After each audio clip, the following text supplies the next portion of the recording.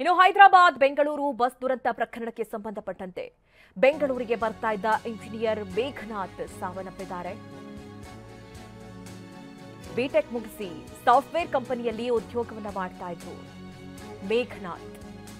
ದೀಪಾವಳಿ ಹಬ್ಬಕ್ಕಾಗಿ ಹೈದರಾಬಾದ್ಗೆ ಹೋಗಿದ್ರು.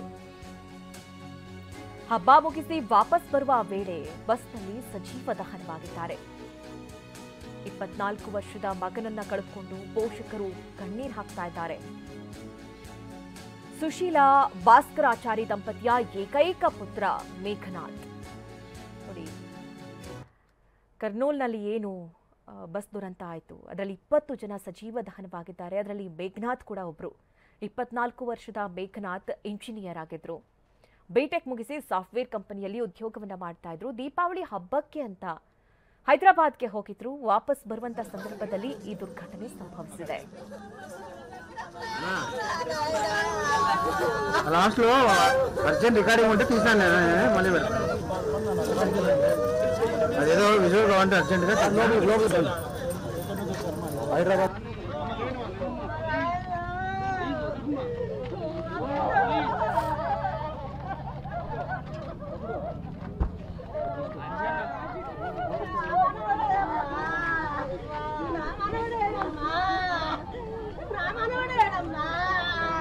జాబ్ చేస్తుండే అక్కడ సాఫ్ట్వేర్ హైదరాబాద్ బెంగళూరు.